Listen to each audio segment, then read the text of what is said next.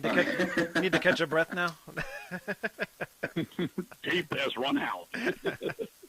Well, welcome to Rat Salad Review. We've been talking for the last 8 minutes now, so there's the intro to the show. Well. But, thank you. Yeah, thanks so much. Now, thanks guys for fucking the support and fucking looking out for us and shit. We appreciate it. Yeah, thanks for coming on. We're here with King Fowley from the band Deceased, and we really appreciate you coming on. And we've all been listening to the album. And Greg's been wanting you to come on for like the last this is like the 12th episode or 13th episode. Yes, immensely. I think I bought the album from King, and I think he sent it to me in November, and I've been wanting to do it ever since. I mean, ever since we started the show. Yeah, this is my number 2 of the year. It's only behind Voivod's The Wait. Ghostly White by me. Hey, Deceased will always be number 2 in my book. Oh shit! No, that's cool. Now, dude, I'm surprised. I'm a little. It's weird. Like when we did it and all this stuff, and when then all of a sudden the guy's like, "Look at this, man! You're top 20 albums in Rolling Stone of the year," and I'm like, "Rolling Stone? I don't give a fuck about Rolling Stone." He's like, "Nah, man, you're big time, man. You're big time." I'm like, "No, we're not, dude." I was like, "This is some fucking dude." 2 dudes stuck it in their top 20, and that's what got me in the top 20 of the year. But we've had some nice, kind words, and dude, I'm happy. I'm very proud of the record. I really am. I'm very pleased at what we've done. It's obviously, as you guys know, there's a big fucking harpoon through our hearts with Dave, our drummer, dying. Oh, really? Yes. Fucking our fucking drummer drowned, man. Like right after we finished the album, and I fucking mixed it and produced it and did what I had to do to get it done, and we were just getting ready to put it out, and he hadn't heard it yet when it was done, and we went on a trip. We did 2 shows in Pittsburgh and Cincinnati, and he really sat down, and I just sent it to him. He had it on his phone. It was all he had it till then on his headphones, and then he got in the car, and I had the master CDR of what was going to the plant to get done, and he heard it, and he was like, "God damn." And then we went and played these 2 shows. He came back, and then the next week he was going to go to El Salvador to visit his parents. They live in El Salvador. He's El Salvadorian. Right. And I was like, "Man, I'll see you when you get back." And here we go, man. We got all this shit going on. And while he was gone that next week, all this shit press started coming in, Rolling Stone and all this stuff. And I was waiting to show it to him because he's kind of always lived. And this doesn't meant to sound like an ego stroke. It really doesn't. But he's got, growing up, me being the singer drummer for Deceased and all this stuff, we've done a lot of shit. And I'm a loud guy, and I animate the fucking conversation for better or for worse. And he's a quiet guy, but he's been the drummer for Deceased on and off live for years. And he's played on As We Were Travel On, and of course, This Ghostly White. And I always wanted him to let him know he was the fucking drummer. He's like, "Nah, man, they want you to play the fucking drums still, man. You got to go, I'm like, "Dude, you're the fucking drummer, dude. You're awesome. You blow me the fuck away. I'm not even in your fucking league." And I think now he was going to see that. Right. People are going to be like, "And the fucking drumming's killer," and stuff. He was going to get to see all that. And I was going to be so happy that he got to get out of my fucking shadow that he never was in my book, but in his own mind. And then all this press came in, great killer record, whatever, nice words from people. And I couldn't wait for him to get back. And it was I was sitting upstairs watching Monday Night Football with my wife. She was sleeping, and I was watching Monday Night Football. My phone rang, and I missed it. And I saw it was a 703 number, and I thought it was my sister and brother live in Virginia still. And so I went to pick it up and call back, and there was a voicemail came on right then. And I said, "Oh, shit, let me just check who it is. This will save me it if it's nothing important." Yeah. And I got this message. It was from a mutual friend, and they were like, "Man, Dave's died, man. He died today in El Salvador. He drowned." Oh, wow. And they're like, "You don't have to call me, but his girlfriend's freaking. She wants you to call this number." So I hung up, and I was into shock. Because what sucks is in 1988, our bass player, Rob, he died. Dude, that's a long story, but our bass player died. He was in a hit and run along with our guitar player's brother and one of our best friends, Larry. All 3 of them were killed on hit and run, and then a 4th guy was crippled. His legs were flipped around backwards, and then Doug, our guitar player, was the only one uninjured. Holy and he, shit. all this stuff. So when that happened, I was on the phone with a guy in New York. It was 1 a.m, and Mark called me, and I went into shock. So I started to actually go into shock when I got this call, and I was like, "Fuck!" So I hung up the phone. I hung up the voicemail, and I was like, "I'm going to call this girl's name's Ashlyn. I was going to call his girlfriend Ashlyn." And I started dialing it. I tried to talk to her, and she was hysterical because she wasn't there, but she was getting the story. Yeah. And I was like, "What happened? What happened?" I had no fucking clue. And she sort of told me the story, and I sort of got it. I just knew he had drowned. He was, you know, in the ocean. They were out in the ocean, and I was like, wow. So I started calling people in my band, and we were all fucked up. I mean, for weeks. We're still fucked up, but, you know, those first couple of weeks, it's just so insane. And I finally got to talk to his brother about 3 weeks ago now, and he told me literally that him and Dave were standing on the beach in El Salvador, not even in the water. They made it had a little bit of water up to about their fucking ankle. And the fucking riptide came and it dropped that sand out from them and pulled them both out into the fucking ocean. Wow. Their mother was right there. They were picnicking right there on the beach. You know, they were just having a good time, enjoying the sun, whatever. And it pulled him out. And he said that Dave could not swim at all. Now Dave was a musclehead. This dude would run 50-mile marathons. He'd run up mountains. I'd jump out of airplanes. He was that kind of guy, but he couldn't swim. And Julio said that he saw Dave like panic immediately, and he was trying to get him to swim, you know, parallel with the riptide. I don't know nothing about that kind of shit, but this is what he told me. And he said that he thought he was going to die. He got on his back. He floated out. He made it to the riptide. He got back to shore, and the lifeguard's like, I don't see your brother anywhere. And they waited and waited. 20 minutes went by, and they're like, you know, he's happened to have drowned. He's nowhere to be found. And they're like, unfortunately, the worst thing is he's probably going to be eaten by sharks.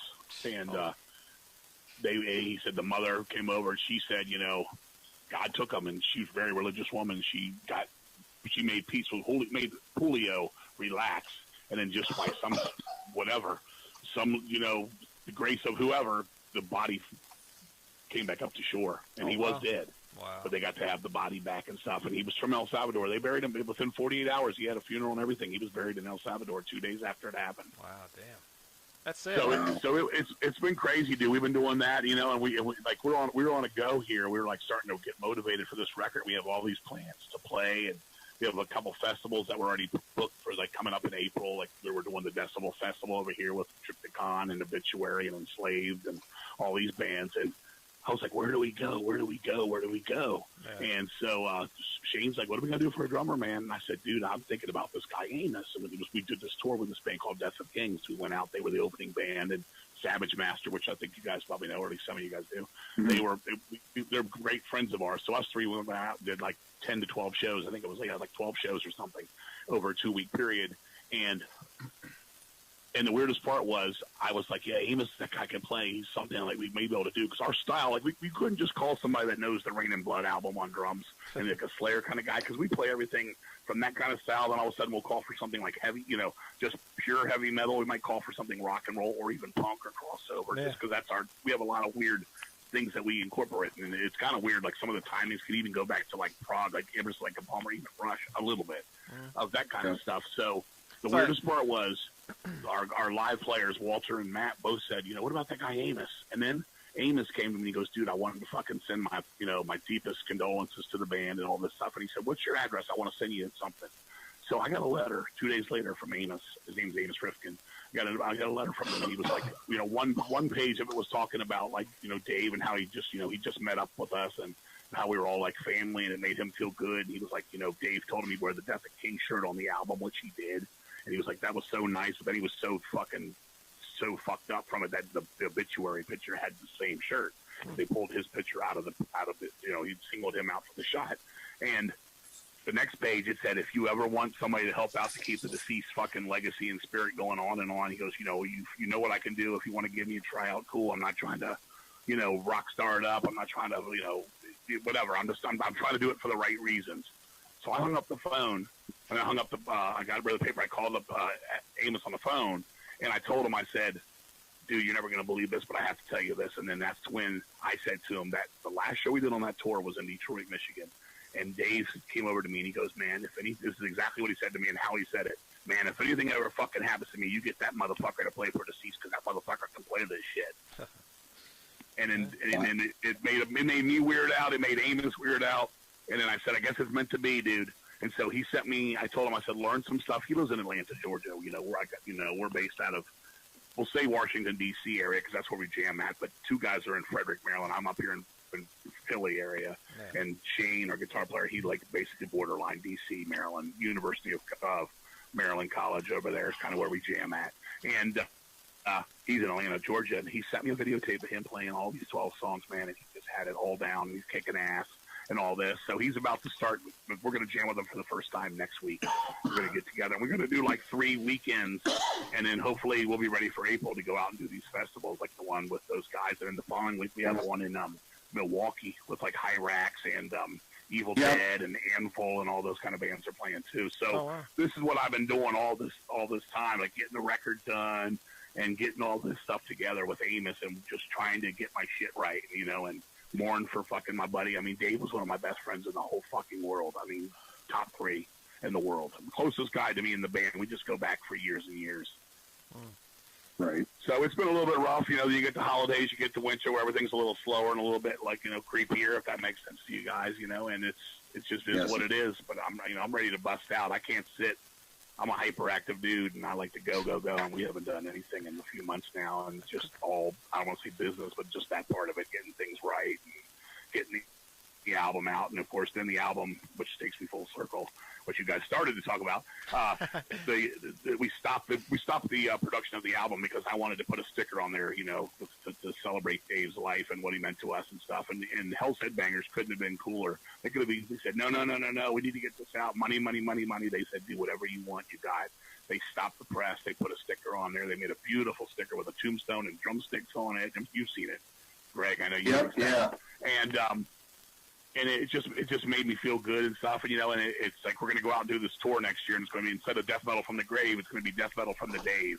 It's going to be the name of the tour. So we're going to go out and try this. And just, it hurts. It sucks because the guy's been, I've known this guy. We've grown up together, man. He's done so much for my family outside of the music and shit. It's just, it is what it is. But we're moving on, dude. We got to keep on going. He'd have been the first one to say, man, now fuck that shit. Keep rocking, man. And that's what we're going to do. And here we go. Year 34 in a row from deceased, you know. 2019, man. I can remember when it was 1985, and we were starting this fucking thing. We actually started in '84, but I don't always give. I never counted till around January '85 because '84 we were called Evil Axe. Yeah. Which I say, you know, when you're 16, that's a great name, and when you're a little bit older, that's the dumbest fucking thing they never come up with. We had Mad Butcher with 2 Ds, like we thought we were Def Leppard. This, like, you know, misspelling. And we did that for a little while, but then it became Deceased. It was around January of '85 we became Deceased. So we're literally right now at that 34-year mark, I would say. Wow. Well, happy anniversary. Well, thank you. Actually, yes, this is your new album's the first album I've ever heard of your band. And did you like it? I loved it. All right, on. I really did. It's my second favorite of 2018. Oh, that's right. Okay, there you go. Well, no, I didn't say that before. You don't. No, that's Greg. That's Greg. Oh, that's Greg. Okay, I'm already lost. I'm Wayne. I feel like I'm on an episode of Twilight Zone. There's nobody in the room. There's 10 people in the room. Yeah. There's 14 people in the room. There's nobody in the room. 4 characters in search of an exit. Push the button, yeah. Abandoned project. Okay, well, thank you. That's good. Well, that's good. I'll take, well, like I said, Deceased is always number 2. So there we go. But yeah, great album. And I'm a drummer too, so I was actually listening to the drums, and I loved the things that he played on there. So it's hard for me to hear that he passed away now. That's a shame. Yeah, he's a hell of a fucking drummer, man. He really was, and he busted his ass to learn that because with Deceased nowadays, you know, a lot of bands are this way, especially us older guys. There's so much going on in our lives between works and marriages and houses and pay and, you know, time. You try to do it right, and that's what took us 7 years to get this one done. Our main guitar player, Mike, who writes most of the riffs, he was overseas a lot. He had a government job, but he was actually living over in the Middle East for a couple of years. Right. You know, and we only practiced like for about 3 or 4 of those years. We practiced like twice a year, and last year it started getting worse to get over here and practice more. We just figured this was the time to do this. So there wasn't a lot of time and stuff outside that. And since I write all the drum parts, right, and then Dave has to learn them from there. So it's not like Dave knew them all along.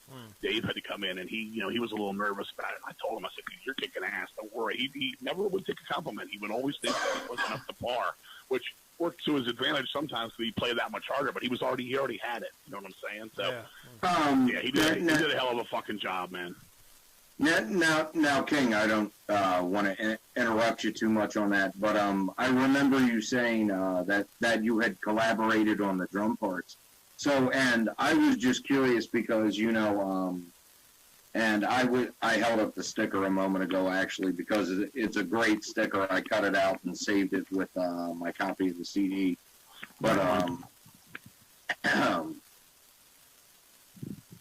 you know, to me, it's almost like this is Dave's Back in Black. It's amazing because he totally goes and does his own thing, but he still has that off-kilter, 2 inches to the left, deceased sound. Yeah, dude, he got it. I'm a tricky player because I never learned. I was never taught or anything, and I'm lefty, and I play uncrossed, so it's always been weird. And I play almost like a punky style. To me, it's kind of, I mean, not in league with, but similar to like a Keith Moon style. What I play is because I like to fill in a lot of the music. I don't keep like a backbone beat like a Phil Rudd or even like a Lombardo, who's a master of the speed and all that stuff. But he doesn't really fill in a lot of the spaces I like. And as Dave learned when he first came in, he grew up on Maiden and Slayer and that kind of stuff. So he was from that school, and I started teaching him the deeper shit, and he started falling in love with stuff like Voivod and stuff. Because he was, you know, I don't want to say he was a mainstream guy, but he, you know, the top level of shit. He knew, you know, you come in and be like, yeah, you like thrash metal? He like, yeah, I like Slayer. And they would, you know, that's where it stopped. Yeah. And maybe he got some Sepultura or something out of him, you know, like that far down. But that's all he knew. And then I started showing him these deeper bands and these, you know, crazy drummers and, you know, and let them hear some Anvil and all that kind of shit. And he got the gist of what I was trying to do. And he finally had, you know, over the last few years live, like what we do, he became a machine, and he had all the little nuances were in there. And that's where he was. He had it, dude. He just bought a second drum set, man. He just bought a second drum set like a month before he died. He bought a second drum set, one for the studio and one for fucking playing out. What's the matter? We could go on about this the whole conversation, but yeah, that guy rules, man, and the world lost a good fucking person, man. What's the matter over there, Troy? You trying to get a word in? No, I'm listening. I'm listening to the whole thing, everything. It's just my dog is annoying me. But in an evil way. In a what way? In an evil way. Oh, what's he doing? Well, I'll let Troy say his thoughts first, because when I start talking about this, I guarantee you I go on a couple-minute roll similar to King. Sure. And you have been since November, so what's the difference? Yeah. So you want me to give my rating, my review? Sure. Yeah, go for it. Okay. Well, I think this album is great. It's definitely one of the top records of 2018. I liked it a lot. The standout tracks to me were really the first four and the last track. Who's that girl that sings on that song? That's our guitar player Mike Smith's daughter. Oh wow! He told me, he said, I'd like to have her name's Jillian Smith. He said, I'd like to have her, my daughter sing on this album. I said, dude, I'd love it. I said, I got a song. It's about Let's Scare Jessica to Death, an old 70s horror movie. And I said, you know, I need the female voice. And I said, I want to do it, but I wanted to do it the right way. I didn't want to do it that typical shit that people do nowadays. I wanted it to fitting. And she got the gist of it that quick. She did all that in, I would say, all that in 45 minutes. All her parts for 45 minutes. And she actually did some stuff that we didn't end up using. And it was kind of funny because we were going to try to do a part where me and her sang together. We actually had, this was in my mind when we were trying to do this, but when it came together, I was like, we're like fucking Donnie and Marie, right? I was like, this is fucking perfect for death metal, Donnie and Marie. And then I said, well, you know, she said, well, can you want to try to harmonize with me? And I said, I can't do clean. I'm too beat up and my throat's just too raspy anymore. It's clean, and you hear her. She's like precise. She's like Ann Wilson, Pat Benatar, precise. Yeah. You know, and I was like, I can't do that. And I said, you want to try to come down and dirty it up like me? I said, maybe that's easier. She tried it. She couldn't do it. And I said, well, you're the clean, I'm the dirty. So we'll just stick with that. And then we just separated it, and I put that together how I wanted it. And I love it. That's one of my favorites. My favorite two, and let you talk some more. I like the first two tracks are my favorites. I love the long one. German the Sword Lore is my favorite. And I like This Is Allardyce second. And that song's been on tap since Supernatural Addiction 2000. That was supposed to be, and not this version, but the title was supposed to be used as a song in 2000 as the last song on Supernatural Addiction. But we got so hung up, we all fell in love with the Blair Witch Project movie when it came out that we had to write a song about Ellie and Ellie's dementia back then. But this song has actually been waiting to be done 18 years. Wow. And when it was done, I'm like, this is just what I heard. This is what I heard in my head. And all this music was written later. So it's like, it's cool. So yeah, that's cool. So the first 4 and the last one are your favorites. Yeah, I really like the artwork. I mean, I'm a horror fan. I love horror. Right. I just love the way. I mean, to me, like, put it this way: as far as like any of the people that are watching this and listening in, because they never heard the band before. I've always said that previously to the other guys here. I said that you guys sound like a combination of like Slayer meets Iron Maiden meets what was the other band? Accept. Yeah. Yep.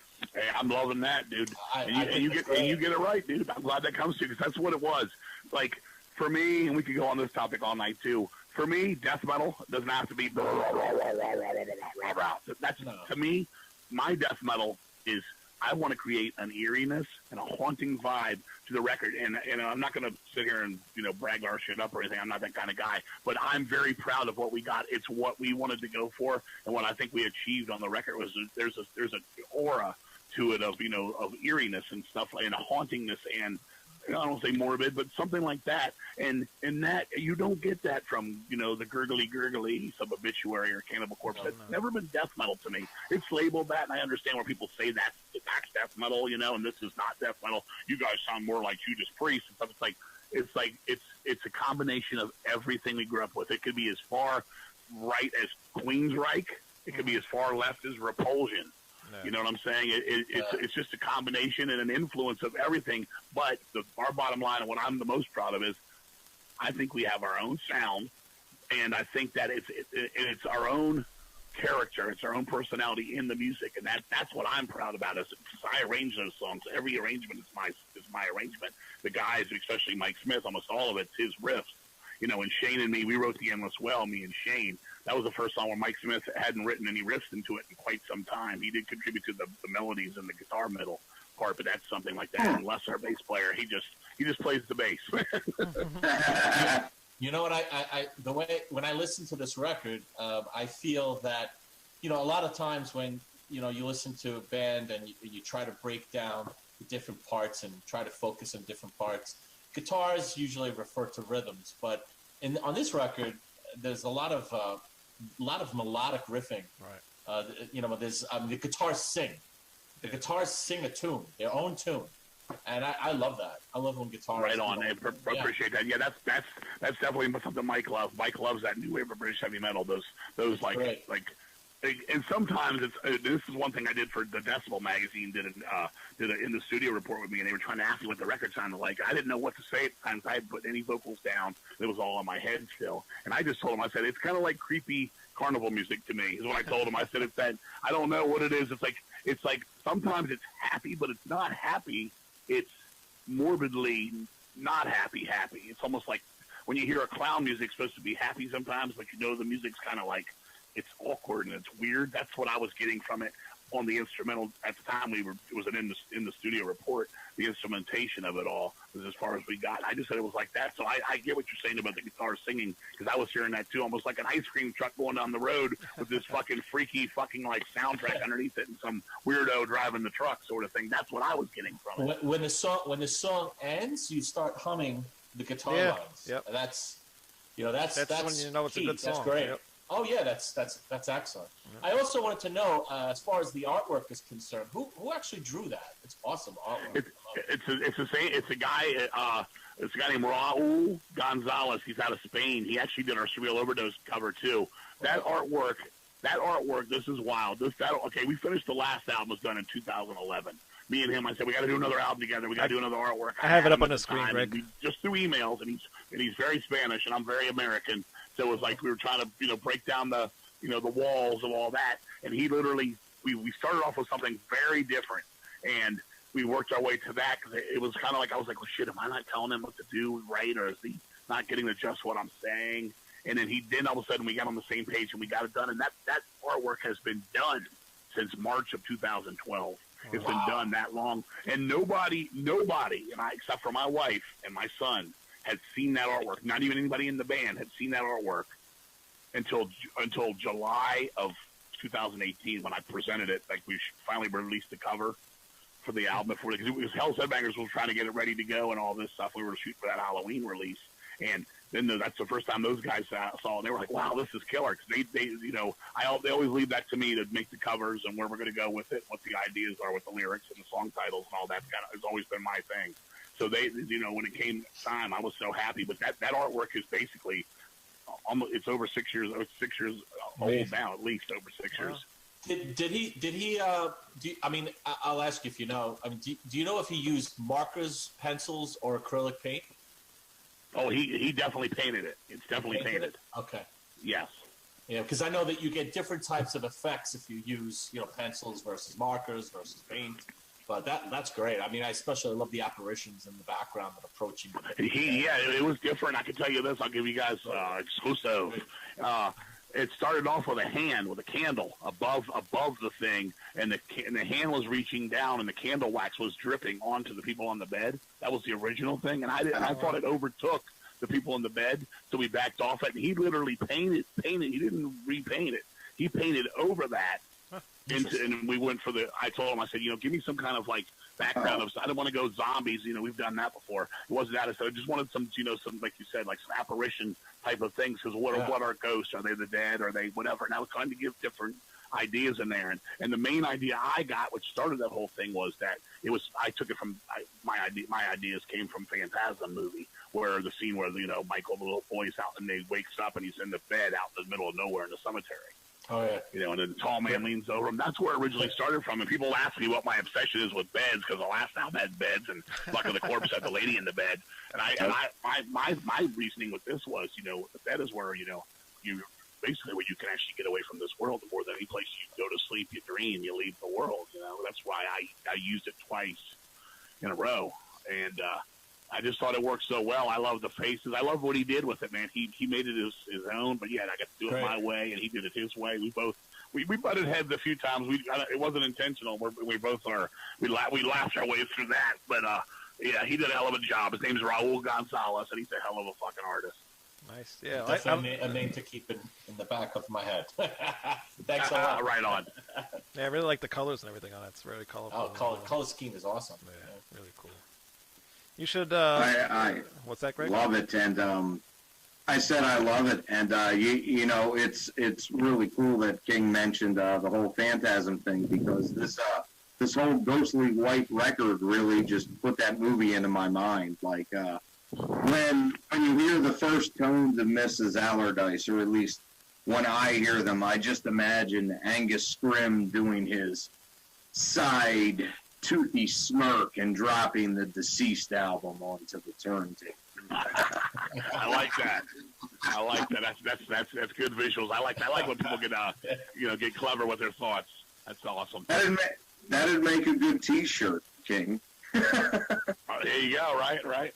We got a lot of ideas. Yeah, that Mrs. Allardyce, man. I mean, that goes back, and the reason, like I said, with Supernatural Addiction was the thing with Supernatural Addiction, just to get it up to Ghostly White, was I wanted to go back to places when I was a kid that used to freak me out, and things like that, like the Boogeyman and things like that back in 2000. Things I was in, I can remember being a kid and reading The Telltale Heart, and needed to do the Dark Chilling Heartbeat about that. I can remember watching that Twilight Zone episode called 22, which was basically the lady ended up in the morgue, and it was the premonition that she was going to die. So we had the premonition, and then you got the one, which is a very familiar stranger, which is one of my all-time favorite songs on the record by us. I think one of the ghostliest tales that's come together the most, and that was this is wild. In 1974, my mom, that Halloween it snowed. We were really poor. We lived in one of the poorest areas of Virginia, and we were just very poor. My dad had just died of cancer New Year's Day, and I was only 5 years old when he passed away. But anyway, so my mom was out working 2 jobs to keep my sister and me, and my aunt was watching us. And my mom came home, and it was Halloween night. We were just kids. We were in our apartment. And my mom said, "Come out to the car. I got something I want to show you." We went outside, and she had bought me this famous Ghost Stories record by Wade Dennings. And I remember she had me open it up in the trunk of her car, and inside of it was just one of those bullshit little trash bag fucking ghosts that, you put your hands in it and make it a ghost. Right. It cost all of 2 cents, but it was inside the record, right? And we turned to go back in the house, And my mom said, hurry up, go, go, go. My mom got scared. I looked over and I saw this the Bunny Man. I know you guys know the legend of the Bunny Man, okay? We saw the fucking Bunny Man. I went in the fucking house, and my mom was legitimately scared. And I went in the room, and I was scared all night for this fucking Bunny Man. Well, it turned out, like years later, my mom said, that was real. That was real. And then as I got older, and somewhere, obviously, I'm an old fart. Like, you don't get to read about things on the internet in the 70s or the 80s or, until the latest of the 90s. And so I was asking people about this. People were like, oh, the Bunny Man, yeah, that's in every town. That's like the boogeyman. That's like, the guy with the hook for an arm and all this kind of shit, blah, blah, blah, blah, blah. So I was like, okay. So I asked my mom. My mom's like, no, it really fucking happened. So one day, getting into the computer era, we were sitting somewhere, me and my mom, we started talking about it. And then on the fucking TV, right when we were talking about it, this fucking came on and said, yeah, a man was arrested, was basically put away in the 70s for hurting people. He never killed anybody, but he went after people, chasing people with axes, and he cut somebody real bad, chopped somebody, didn't kill him, but chopped him up a bunch. And they put him in jail for like 40 years. And now he was this old man. They showed him. They said, oh, he's been released. And he's out in the Route 29 area, which is Lee Highway, Virginia, blah, blah, blah, blah, blah. So I told my mom, I said, so that was real. And she went into detail about what she saw that night. She's like, she goes, he was right in the distance from us. We had to run in the house. And I said, I thought it was just a scary costume on Halloween. My mom's like, no.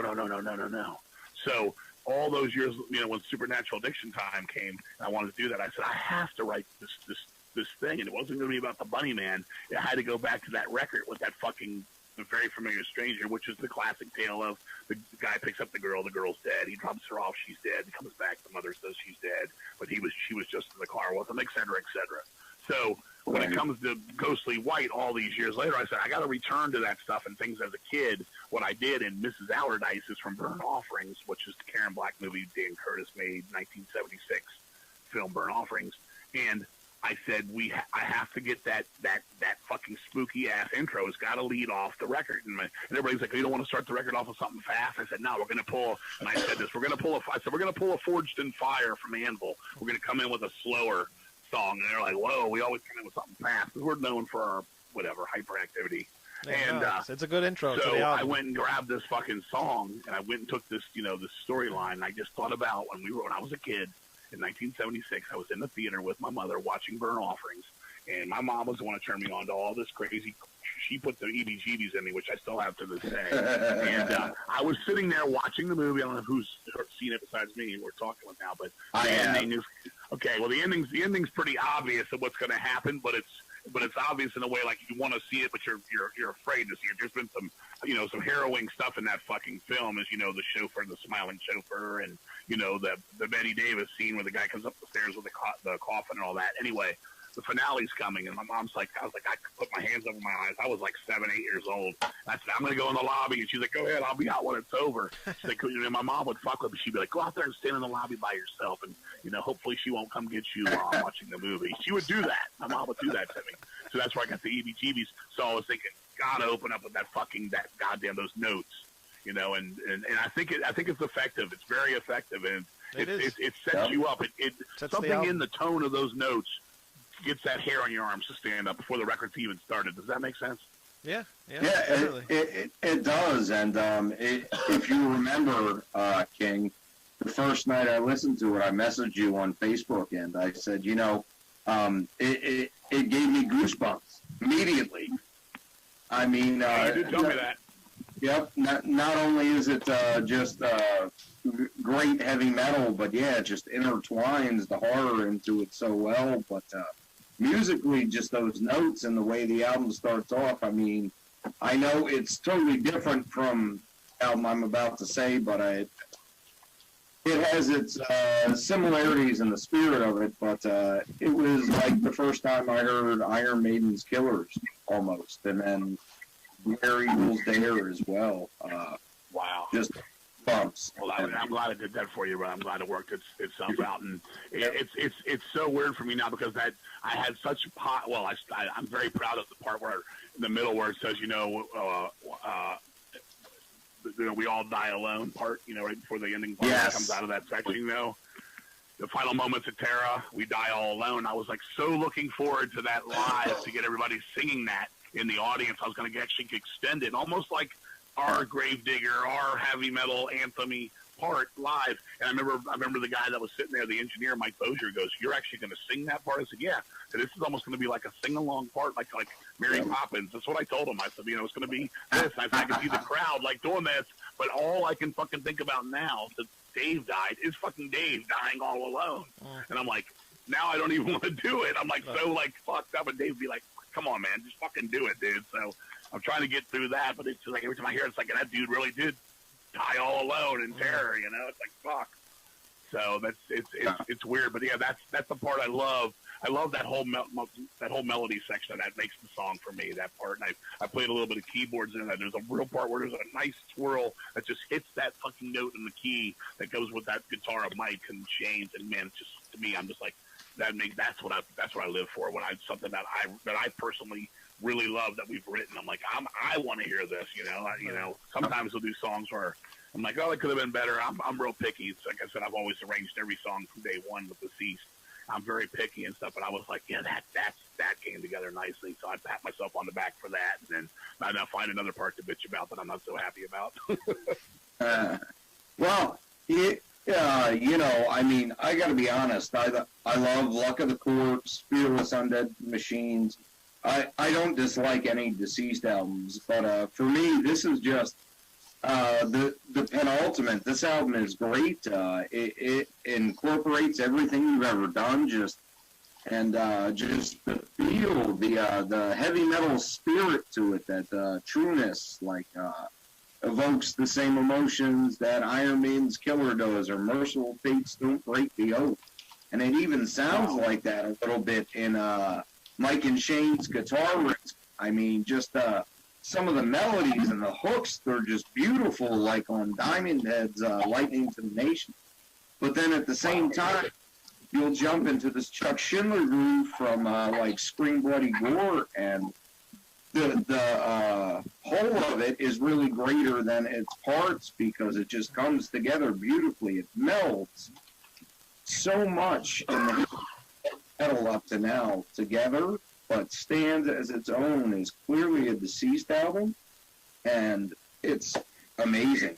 I love it. That's what I think I like. That, man. Thank you. Those kind words. That's what I like about this album so much. Is there's so many bands I hear in this album that I like. Like bands like I don't know. Are you a fan of Sentenced at all? Like the early Sentenced. Who? Sentenced. Sentenced. Yeah, I know. Yeah, Sentenced isn't bad. I like the earlier stuff. Yeah, I did like some of that. Even a little bit on that mock and stuff like that was pretty. It was interesting. With me, and Greg probably knows this the most. I mean, most of my shit is just. I'm a British hard rock, heavy metal guy, mostly down the road. But I know you could sit here and talk all the the death metal eras and how they got melodicized. Yeah, the time went on too. Yeah, I hear a lot of that. I do hear that too. I get where you're coming from. Yeah, and like Lake of Tears. And I think that's still all that too, and us. And I think it all comes back to Maiden now. You know. Yeah, too. Yeah, I hear like a little Lake of Tears. I don't know if you ever heard of them. I hear a little Slayer, obviously, and then some punk stuff in there too. This album's just like it got a little mix of everything, and that's why I like it a lot. Right, well, I appreciate that, man. I can tell you this, on that last track, that Pale Surroundings, that one section's totally meant to be like early Slayer, intentionally. The part where we bring the sample in from the movie where the guy's talking about she used to be a vampire, or some people think she's a vampire, and then I get her talking, doing the evil voices and stuff, and talking to herself, basically. That part's totally meant to be like Show No Mercy Slayer, for sure. Yeah, and that song, Germ of the Distorted Lore, that's my favorite song. That's mine too, man. Good. I love that. I gave that one a 9.5, and I gave Mrs. Allardyce a 9. Yeah. Probably. And we play this with each other to see. Go See White is now Mike Smith's from the band's favorite album we've ever done. It's his favorite. It's my third favorite. My favorite Supernatural. My second is the last album, Surreal Overdose, and this is third for me now. It's close. It's almost like a 9.1 and a 9.0 for. Between that and Surreal for me, and we do this stuff, but we do that with each other. We break down the songs, and I'm a German of the Sword of Lore, Mrs. Allardyce second, and probably Pale Surroundings third for me. There's so many different cool parts in there. Just all the melodies, the guitar melodies, and even how your vocals fit with everything. And then I like how it speeds up. Man. I like how it speeds up in the end, and it's just a really cool song.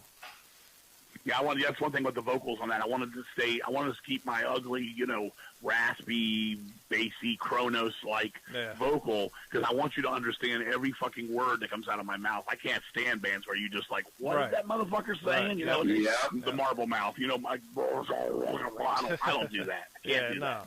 Yeah, it's perfect. You got a fan out of me. I'm gonna go back and buy every single album that you have out. So, right on. Definitely a new fan.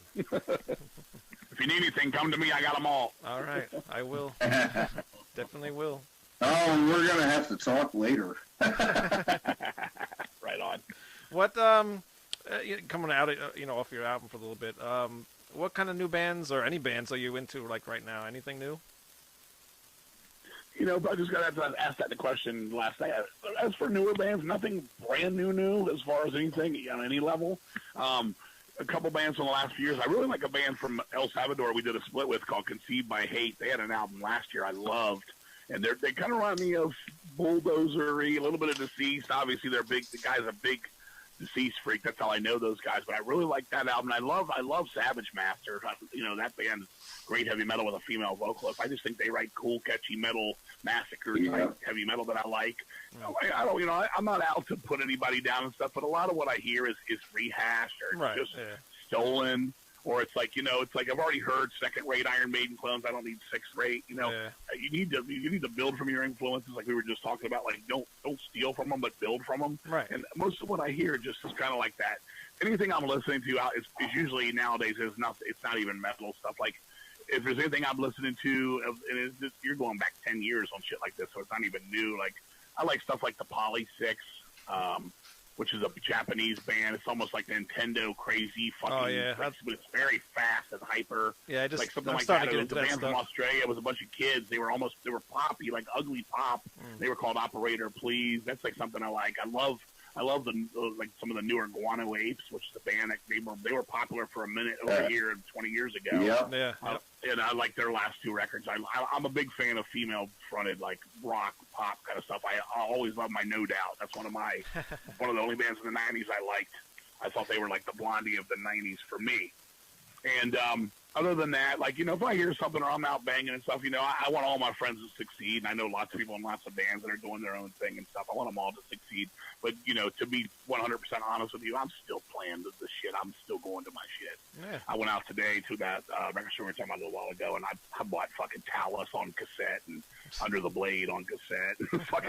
On cassette. I've already had them on record. Just to help the guy's record store. Because he doesn't have anything I want to buy, and I already have these on CD and album. But I was like, but I got to support the store. I want people to stay in business and shit. So I went in there, but don't want to be like, oh man, this is really good. You need to hear it. And it's like, you don't want to take a $15 to $99 chance on a record, or even like a $12.99 chance on a CD, because most of the time I'll get it. I'm like, yeah, but I'm never gonna play this. I'm like, it's not terrible. It's not that I hate it, but it's just like, this is I've got Saxon upstairs already. I don't need these little brothers, Right. Yeah. Exactly. Yeah. That's why. And that's a lot of what the heavy metal scene is for me right now. There's some good bands and there's some good ideas and there's talent there, but I just wish people could write better songs. I need catchy in my life, man. And just the last 15 to 20 years of any kind of music, it's like even radio music. It's like there's no hooks. Very rarely you get a hook anymore. Right. And that's one thing I think maybe why people are digging the Deceased a little bit, because I think it's kind of hooky and kind of catchy. And like you said, you remember you hum the tune when it's over. I gotta have that. I'm from the rock and roll way, man. I like the first chorus, solo, then experimental part or something thrown in there out of the blue, and then something weird, and then that's how I do it. I shake the tree, so to speak, and just try to get a little bit more out of what you would get. But I don't want to come out and just hear a record. It's like, oh, this is heavy metal. You gotta like it. But I was like, there's no fucking songs here. Right. Yeah, definitely. Exactly, and especially with the guitar hooks on this, King, and that's one of the reasons I love this album so much, because like you were just saying, the old verse, chorus, verse, but then like with early Maiden or Thin Lizzy or Motorhead, the guitar hooks grab you too, and you can even mouth along to that, not just the lyrics, hum the guitar hooks. Mike writes killer riffs. It's down to me and Shane are writing. Shane writes great riffs too. I loved his band he had before called Biovore, which he gave me. Shane's been in the band over like 12 years now. I think 13 years, Shane. been in there, and his band Biovore was great. That's what brought me in. He had a band. We used to book shows with Deceased, and very, very, very Voivodish. I mean, their record, Scientific Proof, was somewhere like Voivod meets like like Rock for Light, Bad Brains, and it was just cool. And then he writes cool riffs, and we're going to start writing more me and him now. Which, like I said, me and him wrote Endless Well. Right. That was something we wanted to try to do together. And I had that riff came into my head one night. I was upstairs watching, what was it?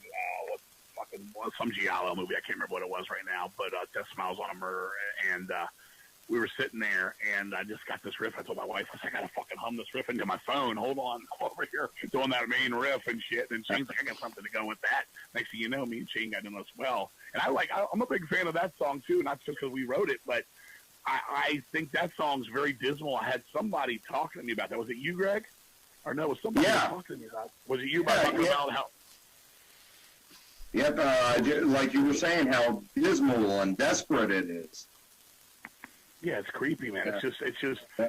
Somebody sent me something. I don't know who it was. I guess it wasn't you with this, but somebody was telling me, like, because that song's about, like, drugs nowadays, how crazy drugs and pills and heroin and Subutex and all this shit is.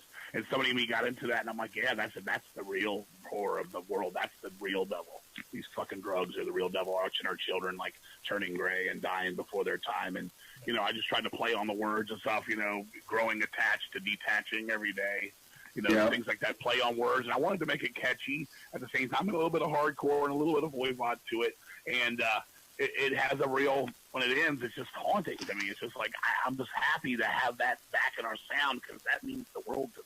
I don't want to just write faster, heavier, type of songs. I want to leave people scarred. That's what I go for. None of our songs have happy endings. Never will. The songs, it'll always, everybody dies in the tail, always. Yeah, and another thing that we were talking about, and I don't mind saying this on air because I'm proud I beat it, but I was a heroin addict for 11 years, so I got a lot out of that, just seeing the destruction it does to the communities, all that, and then just the fact I was able to rise above it. But hey, I'm proud of you, man. Congratulations on that. Thank you. Thank you very much.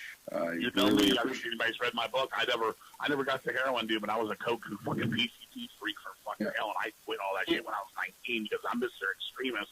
I got to go out and do fucking $2,000 worth of cocaine in 3 hours, kind of guy. That's the truth. Yeah. I wouldn't have made it. I wouldn't even have made it. We never would have had a band. We would have had one demo, and I would have died. Wow. We did the Evil Said Religion in '86, and I fucking spent one full year of '87 in my house, fucking like 1 year. Finding my life again, dude, and it was not good. And then 3 years later, somebody talked me into drinking. And for the next 12 years after that, I was just a drinker. And I didn't even like to taste alcohol. I never did. And I'm already the guy that'll go out and, I don't want to say instigate, but, I'm already a wild man, so to speak. I come out with my balls on fire. I don't need to fucking, set them on fire twice. And that's what alcohol used to do to me. I'd do some asinine shit. I told you earlier when we first got on the phone, I drank a fucking quart of motor oil one night, a whole fucking quart of motor oil. Stupid. Or I'd go out and fucking get in people's car and be like, they didn't even know me at a light. I'd be walking, I'd be like getting in their car, like, you're taking me to this fucking party, and I'm, I'm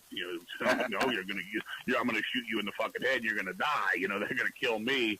All that shit I went through and all that stuff. I was glad to get away. I haven't had drugs since I was 19, so 31 years there. And I haven't had booze in 17 years now for me, and that's good for me. Wow. I don't need it. To each their own, man. I always, only thing I ever preach is Clint Eastwood, just as long as you know your limitations, and obviously if I'm pushed it past that point, it was not for me. And I'm proud of you, Greg, and anybody fucking that's listening and watching, you just keep at it, man. It's a lifelong fucking thing. Got to stay with it, but it'll make you stronger. It'll make you more of a fucking of a stronger human being in the end, man. Yes, it will. Well, very glad to hear everybody's doing, better now. So no more motor oil, no more crazy things. I'm down to fucking Funyuns. I'm down to Funyuns. I tell people we have this thing we play when we play live. We do a couple songs. One of them is Psychedelic Warriors from Neglect of the Corpse, which was written about LSD back in the day. And then we have the song Morbid Shape and Black from Blueprints for Madness, which was about PCP back in the day. And so we do a 1-2 punch on those live. And I talk for a minute about the shit. I don't preach everybody's got to learn their own way. But then I get to the point where I'm like past that. I'm like, all right, now we got to talk about some really fucked up shit I just can't seem to beat, and it's fucking Funyuns and Nestle Quick Strawberry Milk. Probably worse. That's worse for me than cocaine and PCP and LSD and all that. But I will say, King, and probably only you and I will get this, but no more tins of Love Boat for anybody. Yeah, no more Love Boat, man. We're done. Yep, we done that. Yeah, you lost me on that one. Yeah, it's Virginia, Maryland. I can imagine. Yeah, DC slang. I mean, basically, it's embalming fluid on parsley. Is what it is. Yeah. I mean, for the most part, that's where it got its name, the Love. The brothers named it Love Boat. They called it the Love. And you go downtown, you get these sacks, and it's supposed to be that. People. It was phencyclidine, PCP, supposedly killer weed, all that kind of shit. But you go down there, and these motherfuckers, that all they do is grab grass off the street. They go underneath the sink and pull out roach killer or whatever, and they'd spray it, and we'd buy it for $10, and we'd huff it down, and it would make you leave the planet. It would. You don't. I mean, who knows what chemicals we've inhaled over the years? Because I promise you, that those poor ghetto people selling us that shit, they sure as fuck weren't all getting the real love, so to speak. Yeah. Too funny. But in our day. Yep. And then that. With what you were saying in the feel of the song, and then we're talking about the haunting vocals and a little voivodish, but all that together immediately just evoked in my mind, the beginning of Forgotten in Space. All systems go.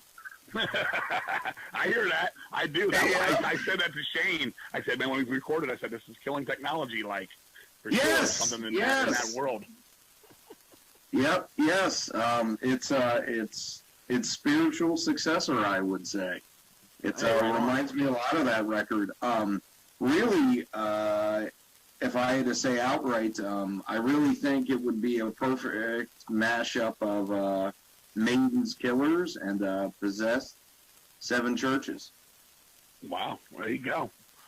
We're all over the place. I appreciate it, man. You guys are commenting nice comments, and we appreciate it, man. And what really makes it is that I know you've listened. Like when you're talking to me, what you're saying to me, and when you're breaking it down, I know you've listened. Yeah, I've been listening to the last. This goes way back. Sometimes people are like, yeah, that record's killer, and they didn't even play it. How long have you been listening to us, Wayne? About a week. Straight. A week straight. I couldn't stop. But the other day I was out in my truck just listening to it. I couldn't stop listening to it. Yes. You too, Troy? Yeah, it's weird. I'm waiting on reviews. Hell's Banger since we press releases and shit for the record, and they said that Playboy magazine reviewed it. I want to see why and what they said. Really? Wow. They did. Playboy magazine reviewed it.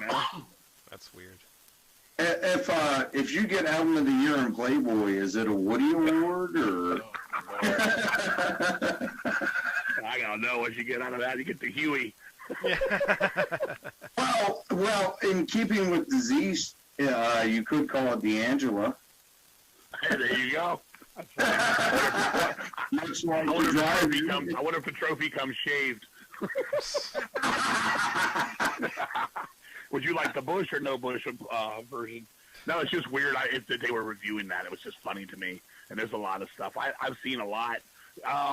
I've seen like one guy say that the German distorted lore was too long. He's like, they could have wrote another song. This just repeats itself. And I don't know what he was listening to. Because to me, it definitely doesn't repeat. I mean, there's a couple parts that we come back to because it's the main fucking heart of the song.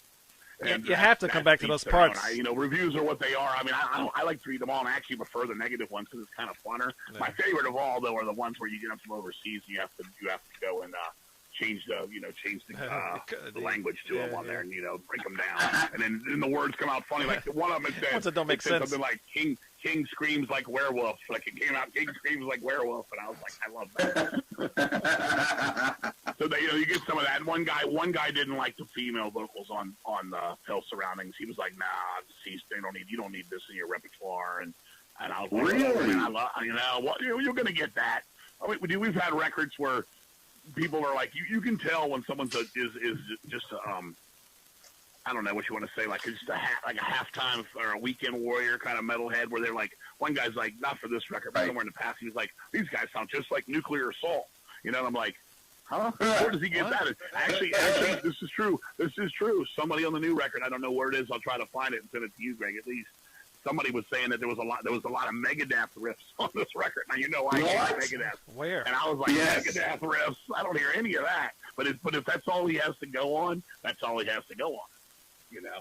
Jeez. Wow, that is so off base. Yeah, and it actually ended. The last thing he said was, "All right, Dave, let's see you top this one." What? I was laughing at that. But, you know, to each their, hey, anybody takes the time to listen or review it, we appreciate it, good, bad, or otherwise. We've never cared if we were the Hip Raider band of the month, and we never will. We don't care. I'll still tell you your band sucks or your band's incredible, depending on what I think. Honestly, I won't lie. Oh yeah. I'll never blow smoke up somebody's ass, dude. I hate that. I'd rather you tell me I suck from day one and stick to it than, you know, flounder. Right, exactly. And you know, that attitude is just totally what Deceased is all about too. I've always felt like, because you guys have just done what you've done best for all these years, and it just always comes out great. It's always going to be 110%. Always. We'll never do what I call a rent record. We'll never just throw something together. We could, because a couple of people asked in interviews in the last couple of weeks. I'm like, they're like 7 years. I'm like, it took 7 years. I'm like, we got lives, we got wives, we got fucking bills to pay, we got fucking overseas jobs and things. We're not, when we get in the room, if we can get in the room sooner, we'll get in the room sooner. But when we can't, if it takes 7 years, it takes 7 years. You know, and I'll say it didn't take 7 years to create this. I mean, it took 7 years to record it and get it done. It was done, if we were to take the time spent into it as a band, probably 2 years. But it was 3 or 4 years there. We couldn't even get together. Like I said, you know, our one guitar player, he was over in the Middle East for like almost like 90% of the year, 3 years in a row. Like, he would go months at a time, be like, I wouldn't talk to him for 8 months. Right. And all of a sudden he'd be like, yeah, I'm back for 2 weeks. If we want to get together and do a jam, and we'd get together, he'd fix something up, he'd leave again. I'd bring all the shit here to my house, all the recordings, and we're boombox guys. We're still from the days of, we go in, Shane will use his phone. Shane will use his phone now to record, but I always bring in what I call the $12 studio, which is basically my boombox. I put the old blank tape in there. I record it. I come home. I drop it into my computer. I can go in there and I can go into my editing shit. And I can fucking like try to change the parts around. Since we're not all in the room going, let's play it this way. Let's try it that way. I'll bring it to my house, go into my computer, and be like, maybe this is the chorus part. Let me move this down here. I have the, you know, the software to do that kind of shit. But we still go back, and then once they're back and everybody's in the room, I've already done the homework. And I say, okay, this is what works. Let's play it this way. I'll show them, and then we have it. Instead of like having to flip it and flop it and shit, it's actually cooler that way to me, because in the past, you're like, let's put riff 3 first, and let's go with riff 2 fourth, and all this. And they're like, huh? But if I just do it and then play it, and they're like, okay, I got it, one try. So it actually saves time that way, but it's just a matter of getting everybody in the room to do it. So you don't share stuff like through email and stuff? No, we never. I'll send them some Dropbox stuff sometimes on things like that, but most of the time we need to be in the room just to do it. Just, you know, because one of the reasons I learned, you know, well, I guess it's on the record, but off the record, so to speak, is if you show them everything and they start getting ideas, they'll try to switch it up on you, and you come in there and then you'll totally be like, no, but this, but that, but that. But it's like, if you show them, like, this is how, you know, this is how it's going to work lyrically and stuff, and they get it, they've got it. Yeah. And if they totally don't like it or something, because that happens too sometimes, we'll discuss it, we'll change it, we'll be democratic about it. If we can tell it's just not going to work, you know, you don't want to be a hard head. Yeah. Me and Mike Smith get into some vicious fucking verbal fights sometimes over shit. We we always say we're the Lennon and McCartney. He gets to be Lennon, I got to be McCartney because I'm left-handed.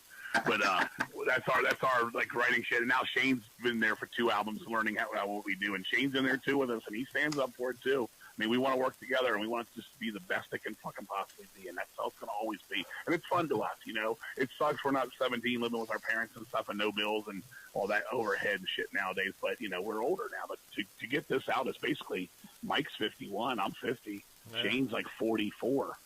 You know, we're the older men, and, you know, that's somebody was saying that. You still scream like you're 20 years old. I'm like, I don't smoke, I don't drink, I don't fucking, you know, do anything, man. That's why I still got that. Yeah. Troy's in his 50s too, so he knows. Hey. Hey, nothing wrong with that, man. I'm 49. I'm going to be 50 in March. And he still sings pretty good, so he's all right. But I gotta train. Well, you know, when you get older, like you guys have seen all this shit. You see all these bands out there and shit. Like they're bad. I mean, like I love my Kiss, but Paul can't sing no more now. He's and done. To me, Rob Halford can't sing nothing now. He sounded terrible for years, man. You can hear him struggle. And your Van Halens and all that kind of shit. Just as you get older, some bands. I mean, I think Bruce and Maiden 100% still have it. They're great. I mean, Bruce is. You can see his limitations now at times, but he still sounds dynamite for the time. It gets everybody. Age gets everybody, but it's how you work with your shit. Obviously, I don't go out and do 150 fucking shows a year like some of these guys do, and Maiden doesn't do it anymore, but even 50, 75 shows, I try to keep my shit relaxed and go do what I have to do, and I'm a much, more, I'm not nowhere near Maiden's level of, activity as a band, but, you just got to keep your shit up, and that's how you know if you're going to make it or not. But when people start fucking it up and, you're like, this motherfucker sucks now. You're just like, oh, that's bad. It's bad. Like Don Dokken, There's one. It's just bad. I mean, it just is. I mean, be fucking honest. I mean, and Paul Stanley's my all-time favorite singer, as fucking, and he sounds awful now, but I'd rather hear him sing live than all of a sudden they're talking about this lip-syncing shit. I can't do that, dude. I'd rather hear it sound like shit. Well, yeah, he had his throat worked on or something, didn't he?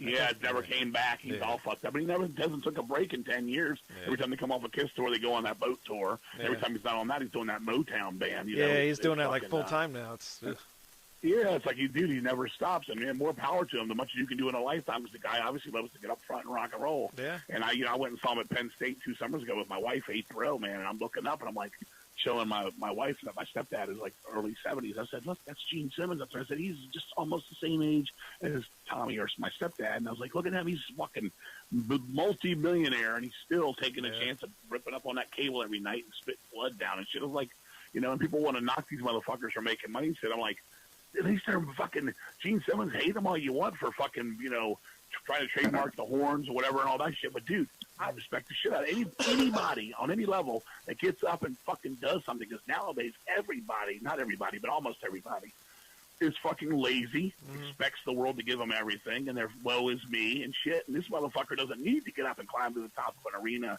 and possibly die on a fucking mishap, and kind of shit. And fucking he still does it. I mean, they get up, they go. He's on tour doing so, and everybody's like, man, he just wants every fucking dollar out of the world. It's like, if he earns it, then he deserves it. Yeah, he does. That's my way of looking at something like that. If he's earning, if you're not doing nothing and you're just fucking people over, like the Tenement fucking movie, the scummy landlord who's just fucking sucking everything out of people, that's one thing. But when you're actually out earning it and shit, playing and entertaining people, and they're enjoying it, they're coming back for more. Leave the motherfuckers out of this, I don't know. Just weird. Sorry, I got sidetracked on a tangent there. We talked about Kiss a few times with they want to have all the original members be gone and get new members for Kiss. Do you think that would work? Without Gene and Paul? If anybody can pull it off, because obviously, well, I guess we have another guy close to my age. How old are you, Greg? 31. Okay, you're October 31. You're fine. Okay.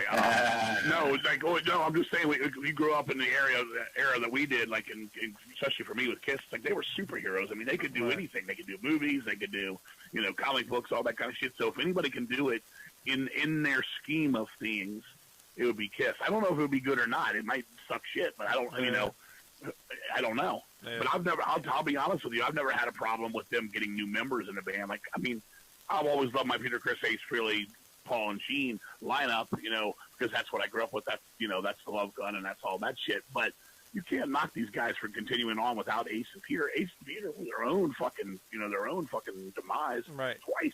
Yep. Both of them. Yep. I mean, it's like, man, I just want to rock and roll. I don't want to do what Kiss does. Well, fucking as far back as 1976, you didn't even show up for the recording of Destroyer. What, Troy? 2 years after you guys were recording, you were already like letting fucking the dude from fucking Alice Cooper play your part. That's what I said when they were like, oh, they're going to take Gene and Paul to court. My thing was, what is Anton Fig and fucking Bob Kulick going to show up and fight for him? They fucking sure saved their ass many other times. So, I mean, like Paul said it best. If you're drowning, I'll try to save you. But if you try to pull me in with you, I'm letting go. What are you saying, Troy? I was going to say that, I agree.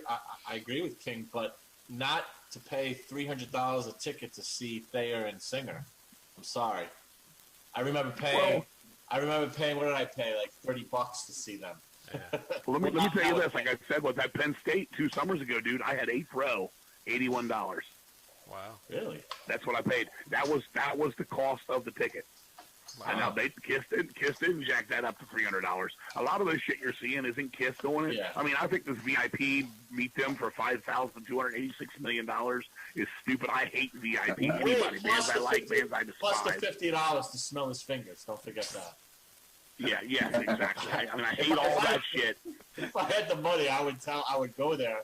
I'd pay the money, and I'd say, I'll tell you what, $50, I'll give you another $50, stick it up your ass first, then I'll smell it. How about that one? There you And go. I'll take a video of that.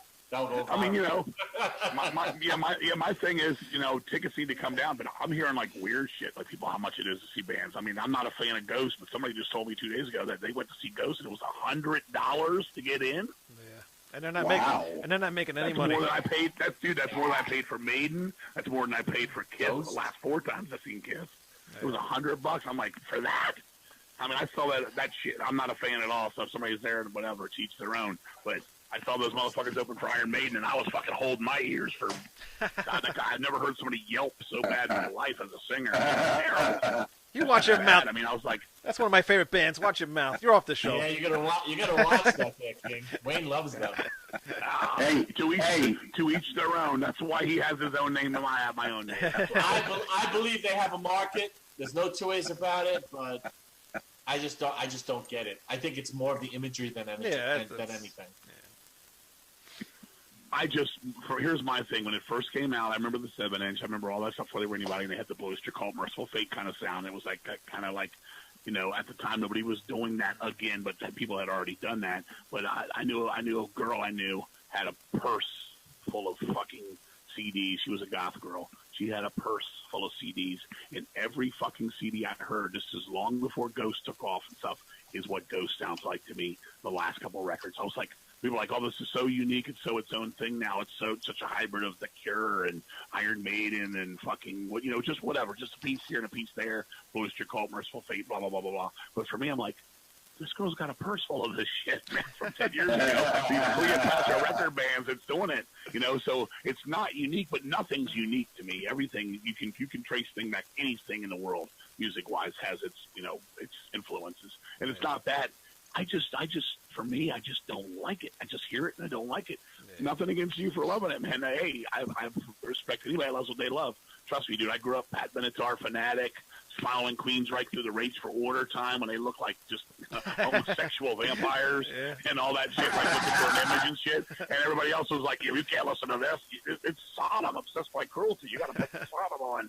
I'm like, I love that too, but you love what you love. Yeah. And more power to you, brother, on that. Just not for me. Honestly, just not for me. Yeah, I totally get it. But $100 a ticket, are you happy about that? No, I wouldn't. I'm not. I didn't go. I'm not paying for that. No.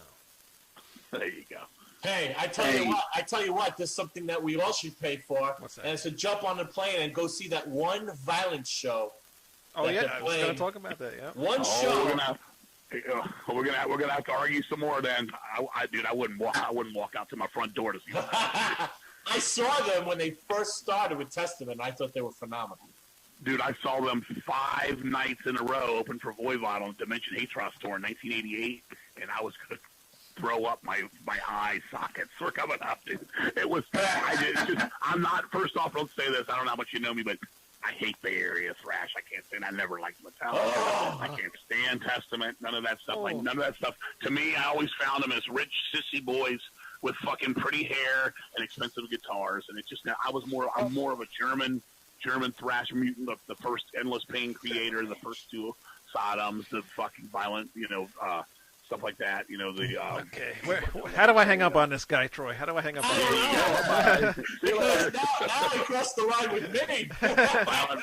Violent Force, the early Iron Angel demos, I'm a big fan of the very first Whiplash. Is my favorite thrash album ever. Power and Pain from Whiplash is my favorite. But I just never, dude. Honestly, just never liked that stuff. And I'll be honest, that cat from Violence, man. I've been in lots of backstage, a lot of bands hanging out and shit. That motherfucker's always an asshole, man. Always a mouthy, fucking egotist. The fucking Rob Cat. That dude fucking is just. He's always fucking cocky and just. No, just not my kind of guy, man. Just, I mean, I could tell you stories, man. I could tell you my Chuck Billy story. We played a festival. They were on it with us. We played it. He didn't even want me to piss in the toilet behind the stage. Said it was his bathroom. And he didn't want nobody to piss in it. And the fucking road crew came out and said, this is everybody's toilet, dude. And Chuck Billy wanted to, like, block me out from taking a piss. And I was like, I remember that, yeah. I was like, dude, what are you doing, dude? Just move. A motherfucker's got to piss. He did not want to move. And I was like, what is going on here? You're protecting a commode? What the fuck? Well, he's not part of the, you were referring to Rob, right? Rob Flynn, you said? Yeah. Yeah, he's not part of the what do you call it? The reunion. The reunion. Yeah, no, he's with Machine Head. Everybody else but him. They have another guy. Yeah, I never was for me. Never cared for him. Did have the since I'm a record collector, I did for the novelty. I did have the Throw Up 10-inch record, but I sold that long ago. It was basically Campbell's soup. Yep, yeah, I sold that as well. Yeah, no. Again, to each their own, man. We like what we like. I mean, that's true. I fall out. I leave Slayer after Hell Awaits. I think Rated Blood is a boring record. Greg knows this. Yeah. Greg sees me out there. You know, I'm a Show No Mercy guy when it comes to Slayer. I'm that guy. And Metallica, never liked them. When they came out, I was looking for the heaviest, fastest shit in the world. I bought Kill 'Em All, expected to be blown away, and I thought it was goofy. I was like, it's not fast. It's like boogie-woogie rock. The vocals are clean. The leads are horrific. The arrangements are bad. The drumming's bad. I hated the bass solo. I was like, this is the biggest, worst fucking excuse for 4.5 minutes ever recorded to vinyl. And I just never liked it. It wasn't for me because I was like, I've already heard Venom. Like, Venom is way crazier than this. And I also had my punk rock already. I was already into the Dead Kennedys and MDC for speed.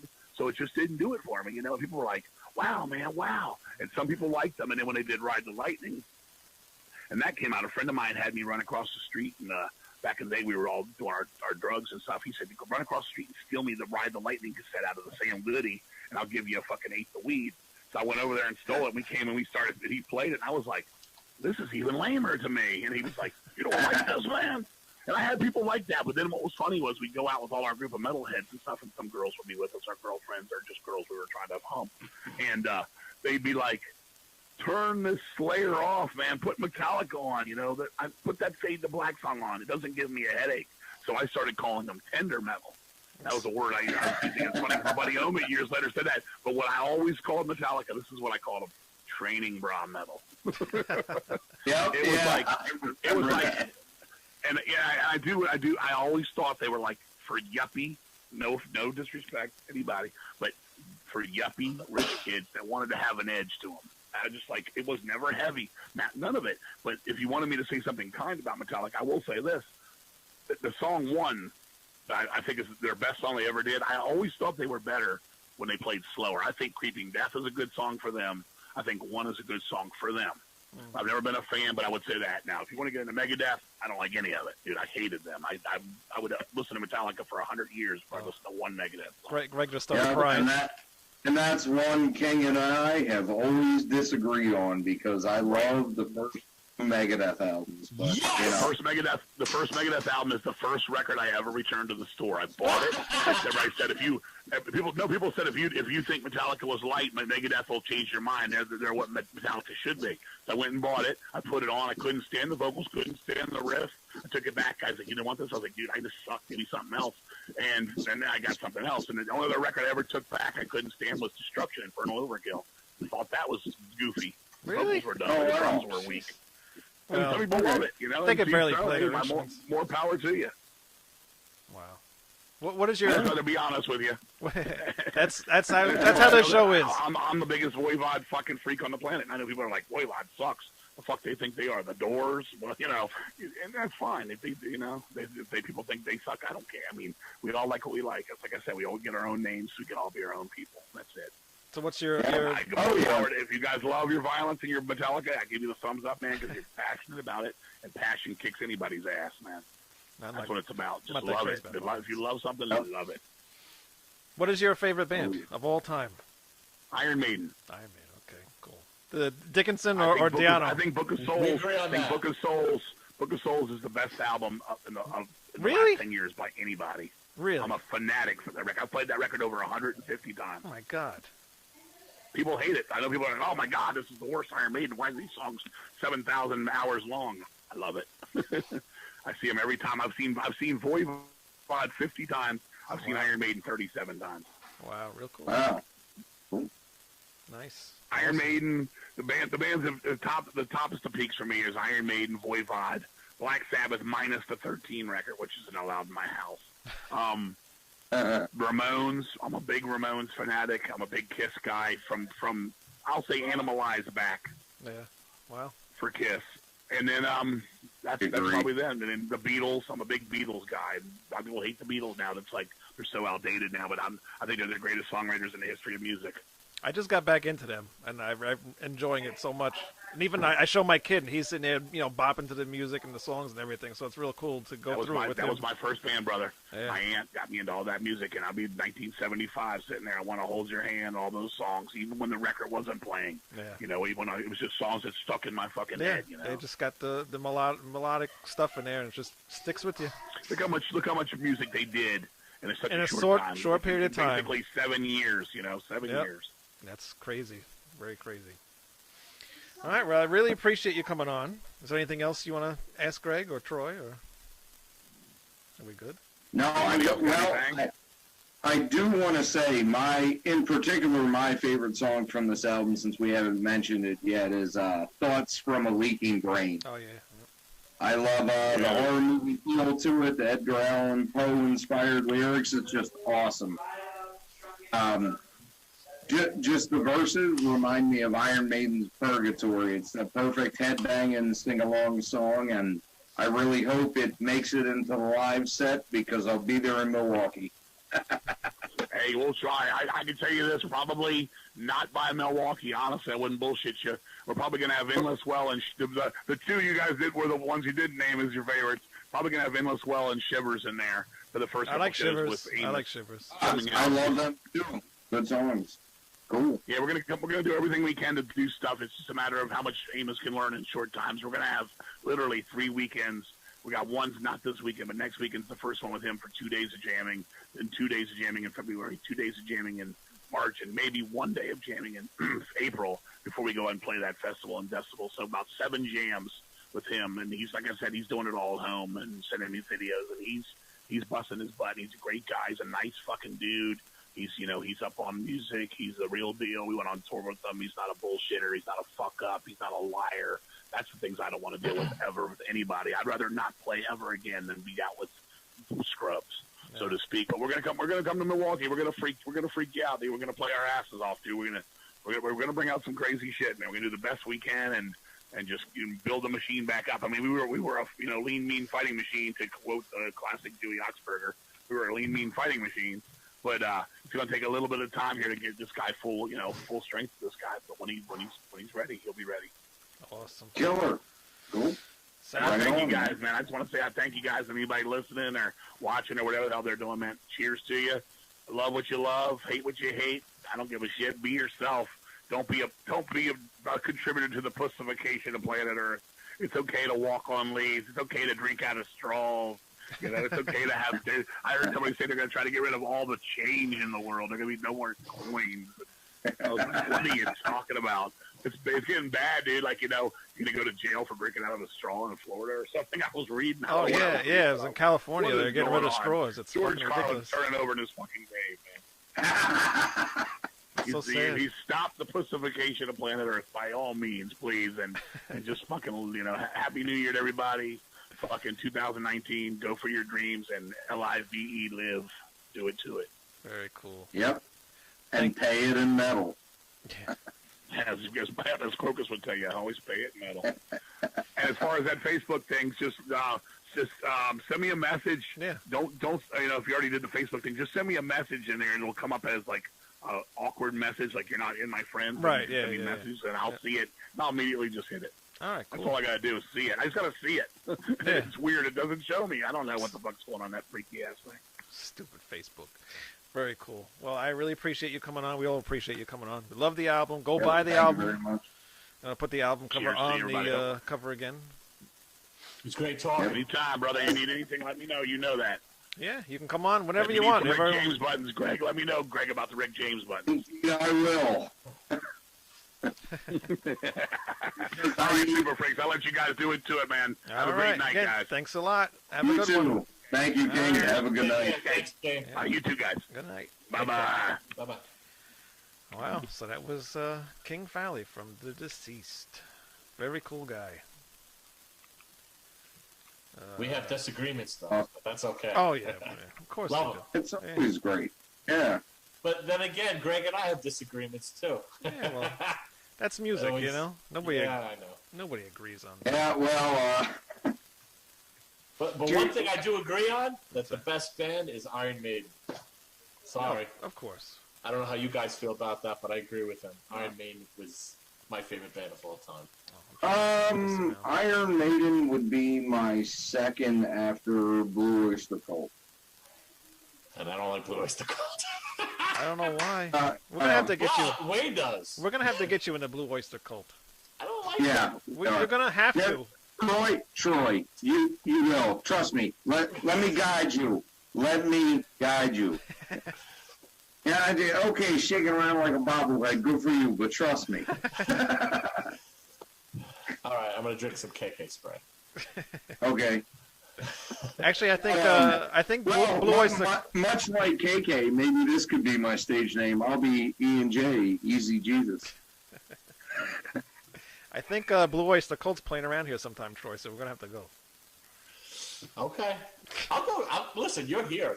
I go to I know. show We'll go. with you. No problem. Let's go. Let's go. I'll find out. I'll find out what it is because my wife don't like it. I went. They did a free show out in Westbury, and my wife didn't like it. But I will to give a total old school promo for this, and I don't know how much you guys like Venom or not, but at the end of the original black metal album, there is an advertisement for At War with Satan, and it ends with, "You will like this album. Yeah. You will buy this album. You will tell a friend." It is a cool album. I got the cover right here. You don't have to keep showing it. I put it right up on the thing here. I remembered to do everything on here today. Yeah, I did want to show this sticker though because I knew you wouldn't be able to find that online. No, that's very cool. And I had no idea about the drummer dying too. So that's insane. That's cute. Yeah, he was a very cool guy. Definitely have to get him back on again sometime. Oh yeah, definitely. Well, King's who I was talking about when I was saying maybe we could do something on the new wave of British heavy metal sometime. Yeah. I mean, he likes it as much as I do when I know you guys like some of the bands. Yeah, some stuff. Yeah, Troy's the picky one. Yeah. And also, like Wayne was saying, maybe we can get Deceased and them on a tour together. That'd be cool. That'd be cool. That'd be cool. I just looked up while we were talking just now. That show is already sold out. Is it really? Sold out. Where is it? Oakland, California. Oakland Metro Opera House. No. In Oakland, California. You're talking about Blue Oyster Cult? Violence. I'm sorry. Oh. Violence. That show the one show. Yeah. It's sold out. It looked like it's sold out that same day. Wow. Yeah. It was announced yesterday. It was sold out yesterday. I'm sure sold out the day it was announced. I'm sure the $30 tickets. a ticket. I'm sure the tickets are on stuff. I don't completely dislike them, but I don't get the hype. Like King was saying, I don't get the hype behind. I don't either because they weren't really around that long. No, they weren't, but I do because I saw them open, like I told you, for Testament. Yes, we know. Yeah. I was blown away by the sheer energy that just blew out in every which direction with those guys. Yeah. I mean, I'm not saying, look, they're older than me, yeah. So I don't expect that. They're but not going to do that now. It would be so nostalgic because I remember I was at one of their shows where there was like 30 people there, and everybody was just blown away by them. Yeah. You know, it would be so nostalgic, but I was even considering that. Check StubHub. It was $30. I'm not paying that would be $300. Yeah, that's what I'm saying. That's where all the tickets are. So. No, and then I have to get a plane ticket to go there. I don't think so. Yeah. It's not the only show I have ever considered traveling for was when Mata Hoople did their reunion in England back in 2008. And, well, needless to say, I didn't have $2,500 to blow between the airfare and the ticket. I'm sure you missed a good show. 6.5 hours. 6.5 hours it sold out. Wow. For the record, so my God. Yeah, but anyway, I'm sure it's all bought by scalpers, though. I don't believe none of that shit. Is it Ticketmaster? That was that was directly from the venue. Oh, okay. It sold out from the venue. Right. Okay then. Oh my God. That's insane. It is insane because how many people really know who they are? I mean, I guess people do, but I don't know. They know enough. I guess. Well, I mean, Eternal Nightmare really has reached, especially within the past 10, 15 years, like a epic underground classic status. So I can understand it. Yeah. I don't understand why it's an epic classic, but Yeah, I don't either. I have it. I don't now, if I had been able to be there and felt that energy and seen them live, I may feel similar to how Troy does, because even with Rush's late '80s period with the synthesizers, not really all that great, but that live album from that period, Show of Hands. I love it. I think a live setting just changes things a little bit. Who was that? Rush. Oh, okay. Yeah. I don't know. Yeah. I know what you're talking about. Really? I don't like Rush. I used to never either, and then a few years ago I started getting into them. I'm still not that big. There's some songs I like. There's no two ways about it. Yeah. That are epic. There's no two ways about it. But I'm not a fan of them. Yeah. Never have been. I get it. Yeah, I'm kind of in the same boat. It was just the best example I could think of. I'll listen to them, if they're on, whatever. But I don't go out of my way to listen to them. Yeah. No. Mm-mm. So no. I mean, if I had to take a power trio just from when around the time period they first started off and what they were playing, because Rush's first album is probably my favorite one from them because it's their heaviest. But I'd take Budgie over Rush any day of the week. Never even heard of Fudgy. Who the hell's Fudgy? Budgie? Fudgy. You don't know who Budgie is? Oh, Budgie. I thought you said Fudgy. I'm thinking Fudgy the Whale. No, not. No, not Fudgy. Budgie with a B. Yes, I know who Budgie is. Bread fan. And yeah. Nude parachutist, disintegrating woman, and all that. Bread Fan's the only song I know, and that's because of Metallica. Actually, Megadeth covered one of their songs, too. They did Melt the Ice Away. And that was a pretty good cover. I never heard that cover. What the hell's it on? I don't know if they ever recorded that or not. They were doing it live. Oh, okay. Yeah. I was going to say, because I never heard that one. Yeah. I could probably snoop around and find a bootleg, but I don't know if it's ever made it on an official release. What was that? I think it was the United Abomination Tour was around the time they were doing that live. Oh, really? Okay. Not too long ago. Yeah. All right. Well, I think that's it for tonight's show. It was a long show. Yep. Yeah. I feel bad. I feel like we silenced Troy. He barely got to say anything. That's quite all right. I don't have to be in the limelight. There was no room. There wasn't, and that's quite all right. It was fun. It was very entertaining. He had a lot to entertaining. say. It was fun. He did. It was a very he's an awesome guy. He's very cool. one of the metalheads I've known the longest, and I love Deceased. It's cool we got to do this. Yeah, it's very cool. I'm glad you got to do it because you've been wanting to do it for so long, and yeah. And I'm glad I got to hear the album. Oh, man. Yeah. because I've never. Yeah, and then if we can get Dan on here and do Voivod again. Oh my God, you're gonna be like a little schoolgirl. Yeah. I'll even wear a pigtail. Nah, that's kind of gay. We'll see what happens. I'll talk to him later. But yeah, I guess that's it for tonight. And next week we will have Brent Logan on from Lethal Vendetta. I think that's the name of his band. I'm pretty sure. Yep, Lethal Vendetta. Yeah, yep, I've been listening to that record too. All right, cool. So he'll be on next week. And what? No, I was going to say good stuff, but we'll talk about that next week. All right, cool. Oh, but yeah, show my deceased T-shirt. I saw you trying to back up. I saw you trying to move the camera around and get your shirt in. And then I don't know how well you can see the back. Thank God he's wearing pants. Vincent Price with a zombie, and it's a death metal from the grave, can't see which is what we were talking about, and that's where the phrase comes from. Okay. Very cool. Yeah, very cool band. I'm definitely a new fan of them now. He's a very cool guy, and music's really good. And yeah, go buy the album. Once again, here's the album cover. Deceased, Ghostly White. That's what it looks like. So when you go to the music store, go to the music store. Buy it. Buy it. That's how the Venom promo went. Yeah. Go buy it. And I recommend buying it too. Yeah. Yes. Definitely. It's available on CD, vinyl, and cassette. Yeah. From Hell's Headbanger Records. Very cool. All right, that's it for tonight. Adios. Yep. Good night, guys. Hey, it metal. Nighty night. Good night. See you next Have a week. metal night. Sweet dreams. I heard that in the background. Bye.